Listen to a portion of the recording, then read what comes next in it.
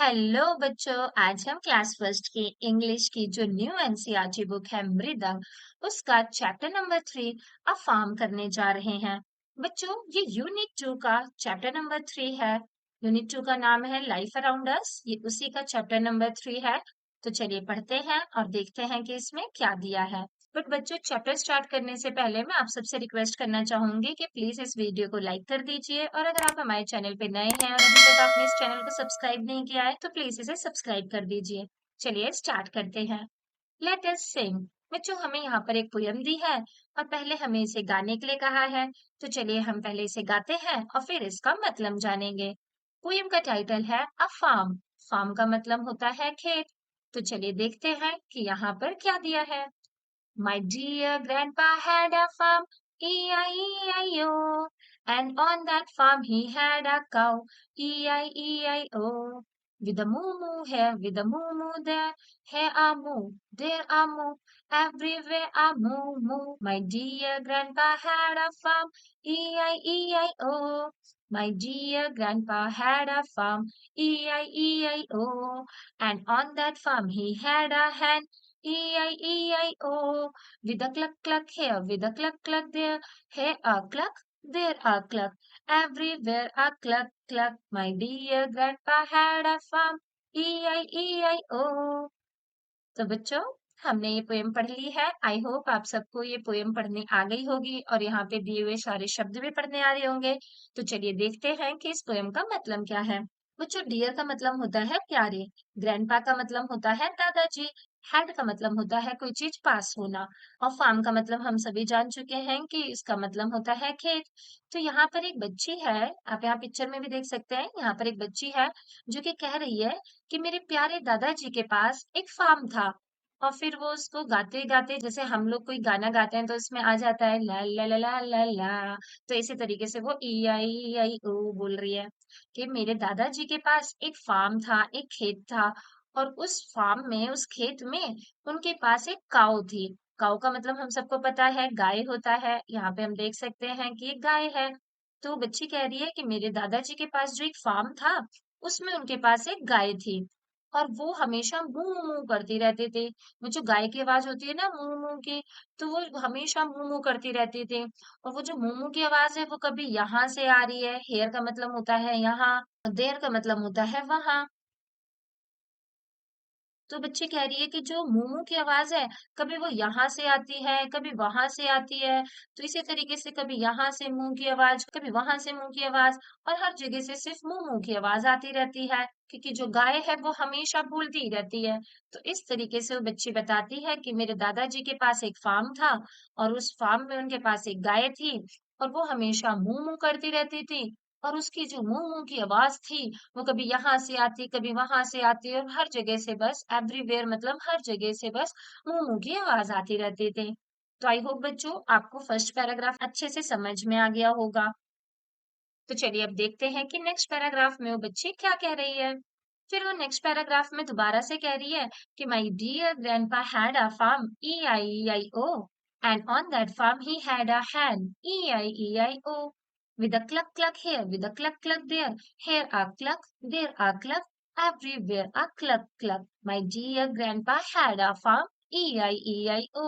वो बच्ची जो है वो फिर से बता रही है कि मेरे प्यारे दादाजी के पास एक फार्म था, एक खेत था, और उस फार्म में उनके पास एक हैन थी। हैन का मतलब बच्चों हम सबको पता है मुर्गी होता है। तो वो बच्ची बोलती है मेरे दादाजी के पास उस फार्म में एक हैन यानी कि एक मुर्गी भी थी। और मुर्गी की जो आवाज है उसको बच्चों क्लक क्लक कहते हैं। जैसे आप सबको पता होगा, डॉग की आवाज को बार्किंग कहते हैं, कैट की आवाज को म्यू कहते हैं, लॉइन की आवाज को रॉर कहते हैं। ऐसी हर एनिमल की जो साउंड होती है वो अलग अलग होती है। तो ऐसी हैन की जो आवाज है वो क्लक क्लक है। तो जो हैन है, जो उसके दादाजी के फार्म में हैन है, वो हमेशा क्लक क्लक की आवाज करती रहती है। और वो आवाज जो है कभी यहाँ से आती है, कभी वहां से आती है, फिर कभी यहाँ से आती है, फिर कभी वहां से आती है, और हर जगह से एवरीवेयर से बस क्लक क्लक की आवाज आती रहती है। और फिर वो लास्ट में बच्ची बताती है कि मेरे दादाजी के पास एक फार्म था, E-I-E-I-O। और इस तरीके से ये पोयम जो है यहाँ पे खत्म हो जाती है। आई होप बच्चों आपको ये चैप्टर अच्छे से समझ में आ गया होगा, ये पोयम अच्छे से समझ में आ गई होगी और इसका मतलब भी समझ में आ गया होगा।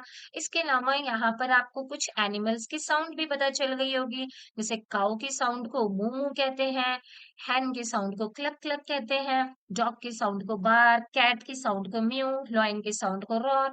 ऐसी और भी बहुत सारी आवाजें होती है एनिमल्स की, ये सारी आपको समझ में आ गई होंगी।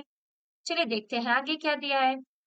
बच्चों आगे दिया है replace the animals with their sound and continue the rhyme, कि आप यहाँ पे जो एनिमल्स हैं उनको और उनकी साउंड को रिप्लेस करके इस राइम को, इस पोयम को दोबारा से गा सकते हैं। तो बच्चों मैंने यहाँ पे आपको बता दिया है, जैसे कि यहाँ पे मैंने डॉग की आवाज बता दी है, आपको कैट की आवाज बता दी है, लॉयन की आवाज बता दी है।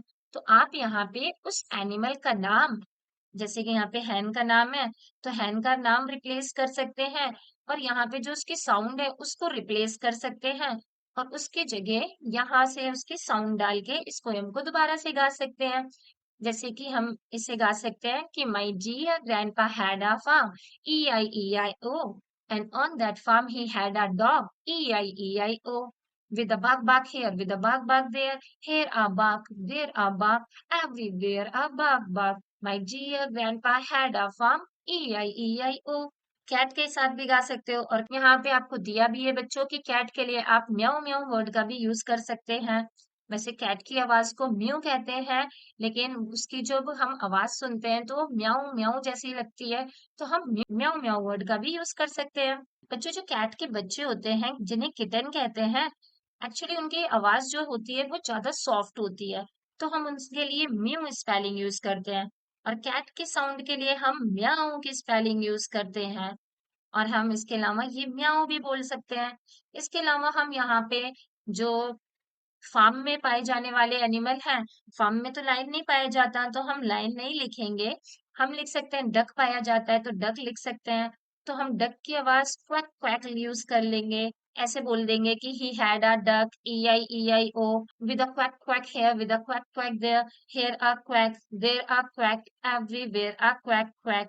तो आप इस तरीके से आई होप बाकी भी एनिमल्स की आवाज लिख लेंगे।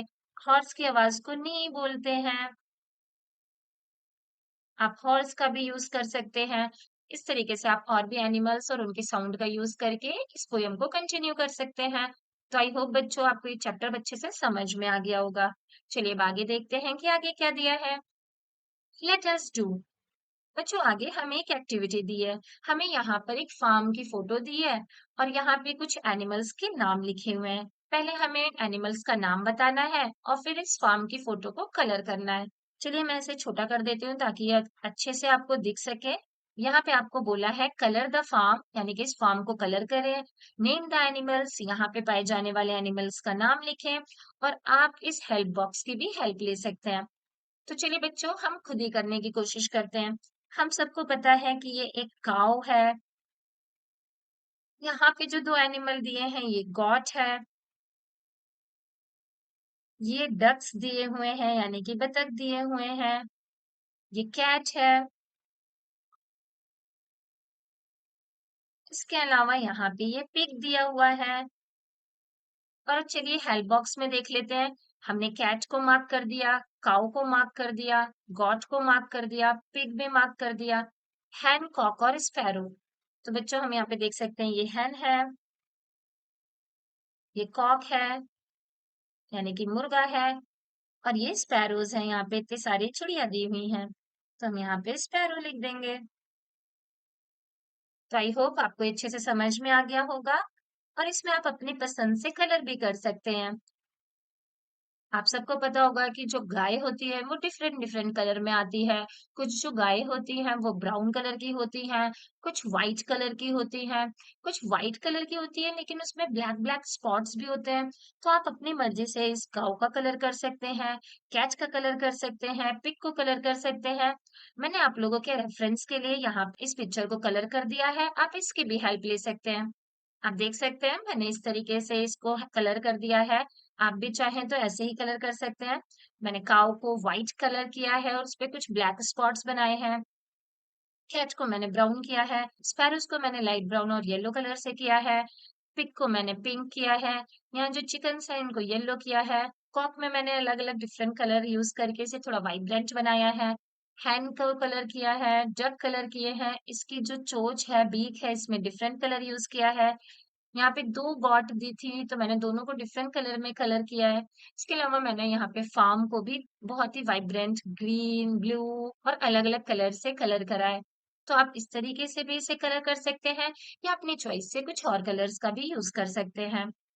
तो आई होप बच्चों ये आपको करना आ जाएगा और आप इसे बहुत ही अच्छी तरीके से कर लेंगे। आगे का चैप्टर जानने के लिए आप हमारे चैनल की प्लेलिस्ट में जा करके वहां पर पार्ट 2 सर्च कर सकते हैं और साथ ही इस चैप्टर का एक कंप्लीट वीडियो भी अपलोडेड है, आप उसे भी देख सकते हैं। आई होप बच्चों आपको ये चैप्टर अच्छे से समझ में आ गया होगा, इस पोयम में दिए हुए सभी वर्ड्स पढ़ने आ गए होंगे और इस पोयम का मतलब भी अच्छे से समझ में आ गया होगा।